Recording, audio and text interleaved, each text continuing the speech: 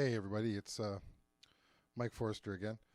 So after reading a lot of posts on the Facebook page for the digital Portastudios, it looks like a lot of people want to know more about effects. So I've pushed back what I was going to put on this week, and I'm going to put it on 2 weeks from now because I already have one for next week.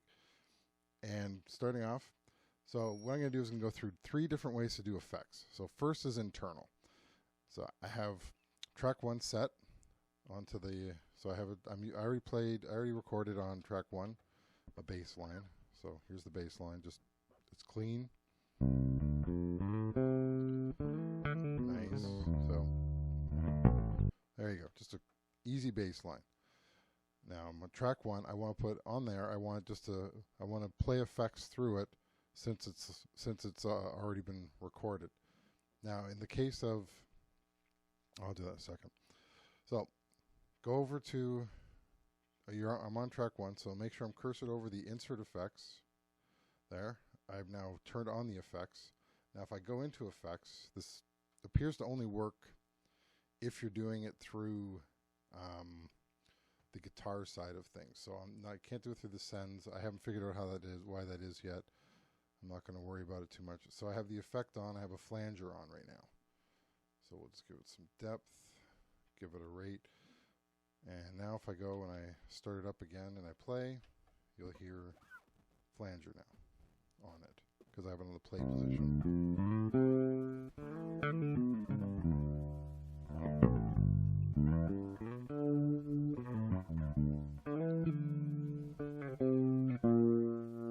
So that's how that works. Now what you can do is if you want to record that effect while you're playing, then you switch the position to record. So now if I play it, you can hear it's clear again. It's just a clean bass line again. That is, so now I've just shown you, I'm going to clean this up because I just want to make sure everything's off before I start doing other things. That is how you do it. Now when you don't want the effect anymore, just insert, turn it, or go in and turn it off. And the one thing about these effects like this, okay, let's say I have it on. You can only have one track at a time. So right now, track 2, even though I'm not using it, I'll turn the effect on. As you can see, it's now gone from track 1. You can only have it on one. So if you're going to record with it, great. But if you're going to play it, keep in mind that once you've gone to another track and you've turned it on to that track, it's going to remove it from the other ones. And so that's just a little caveat there. Number 2, using external effects. This one is a little more complicated, but not as much. Now, on your Tascam, you have 2 sets of external effects, and they are located right behind the display, really, in the back. Now, my setup's a little different. That's why you're seeing a rack side, because I have everything I have is coming out of the back, and it's going into my patch bay, and I'm using the patch bay to bring everything back in or push everything out. And in this case, I'm gonna have to grab the mic and move it over here. I have effects 1 is going into the second effects loop, which is this part of my effects channel, and then I have it coming out, and it's going back into E and F on the import, or in the input top, and that's how I have it set up. So that's set up. It's going into effects loop number 1, going out, going into the input, or going into the effects channel, which is currently it's just a straight reverb. I was playing with reverb on this one. I can show you. I'll fiddle with that when I'm playing the bass line. And then it goes back in onto E and F. So the first thing I'm going to do, I assign tracks. I'm going to assign track 32 with E and F. The reason I'm doing 32 is it's down the board.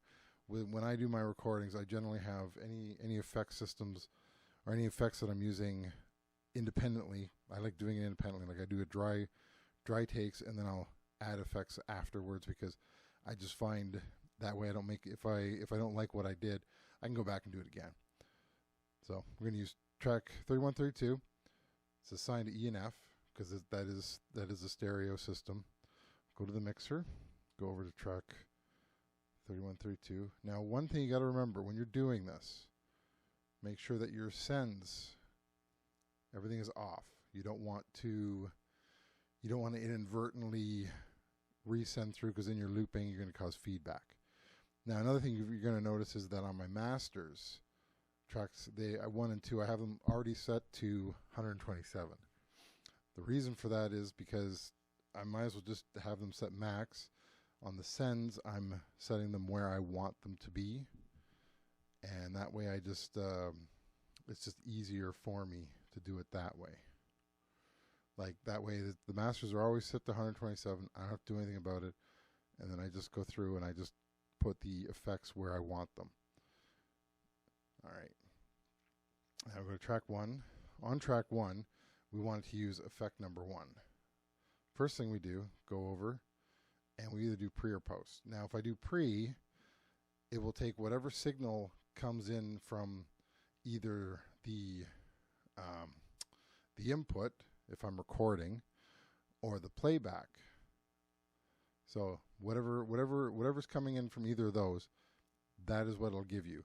So in other words, this fader means nothing at that point, which is nice. Like if you're doing something where you're doing like you just want to hear what the effect sounds like, then that way you don't have to listen to the original and you have to guess. You like record it and then listen to it playback and go, oh, I like that. No, you do it on pre, and then you don't have to fiddle with this at all. Now, if you don't care about that, like if you actually need the fader, or you want to fade it down or something, or you want to use how it's equalized on the system, then you would put it to post. And that means it would go through all the systems and then go do the effect. Now I'm going to put on pre just to show you how this works to start with. Now we go back, make sure your record is on track 3132, because that's what we're using. And if I play now, you should hear reverb coming through. And if not, I messed it up. Oh, I didn't give it any volume. There you go.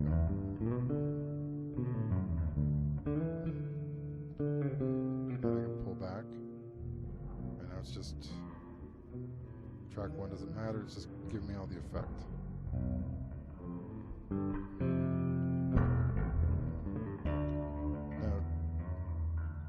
Now generally when I do this one, I generally will play with, like I'll record it onto a separate track, and then I will mix it from there. Like I'll record it at a decent volume, so like, because truthfully, I'm recording it. I'm not mixing it down. I'm not worried about the the sound difference at that point. I'm recording it just to have it, so that I can go back and listen to it and go, okay, that sounds good. I'm gonna use it as that. I'm gonna go lower, I'm gonna go higher. I can just play around with it and figure out where I want it to be. I might not even want it in that whole part. I might just want it at one part and then drop it down. But that's another story. That's later. All right. Now, the last one. This was actually a theory that I had, and I wanted to try it out and test it, because I have done some things like this. I'm going to bring those up in later videos. And in this case, what I'm going to do is, we've already recorded this. This is what I would do if I were to record, like if I were to import a track, put it in. It's the same concept. Import a track, put it in, and then I say, okay, I want to play with effects on that track now. I'm going to do what it is. It's kind of a mixture of both the first one using internal, because I'm going to use the internal effects to do this, and use the internal effects and also using it as an external system, like so pretty much using the internal effects as an external, like it was an external system. So the first thing I did was I changed my setup now. So effects 1 is now running to F. So I'm going to use, once again, we're going to use 32 and assign F to it. Just F, because it's it's one effect, it's one line, so straight there to just straight in. That's so, and I only care about using the stereo part. Now I've done that, so we'll go to our mixer, get our level, always put it at 0, set record on, go over to, I have to do some, if you're wondering why my hand keeps bouncing around, it's because I have two poles that I have to work my way through to do a lot of this stuff for both cameras. I have them up on these, they're attached to my desk, and then they're so I have to go through them to do this. So turn on the insert effects. Now go down to our effects, and once again we will turn on. Now what was weird was this time I was able to do this reverb. So let's go back to guitar. Let's turn off the guitar part. Let's go back over here, and we will now put it on reverb. So, and got track 1. Now I'm going to play it. I'm probably going to have to bring up F, because bring up F. It's not going through. So, the reason being,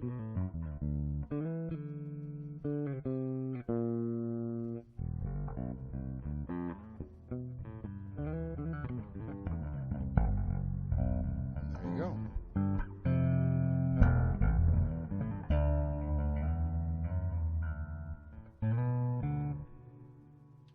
And that worked quite well. Now, the fun part about this is, let's say I decide I like the bass, but I want to add an amp to it. I want to put an actual amp on it. So we go over to the amp, turn the amp on, turn the gain down. That was a lot of static. So go there. And now, let's rewind back, play. Oh, I guess.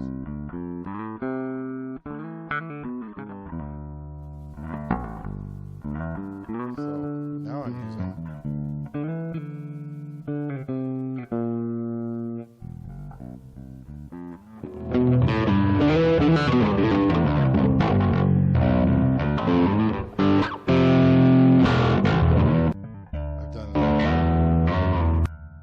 I've done a cheap, well, not cheap, but I've done a reamping technique, and I've done it internally. So I didn't even need to use a different amp. I didn't have to use another microphone. It's kind of a neat way of doing it, and it's really easy to do. All you need is just a 1/4 inch coming from your effects line, coming into your input area, and then you just dial it into where you want it and how you want it to sound, and then you can record it. And I hope this really helped everyone.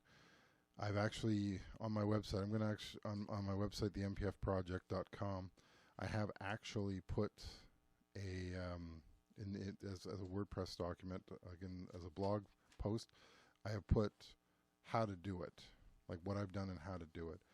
And what I'm going to do is I'm going to include that in there if anybody, if anybody wants to print it out. As you can see,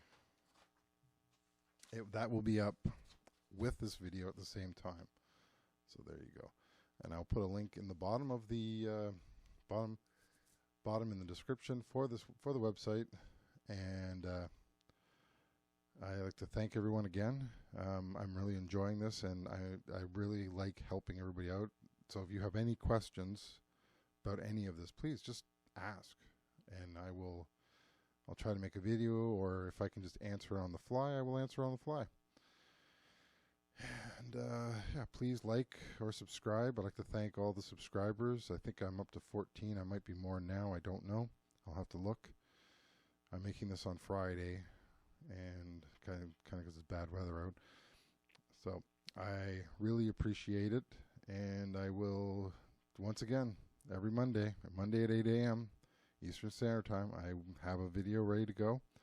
I'm going to push myself to keep doing this, and I hope to see you guys soon. Thanks again.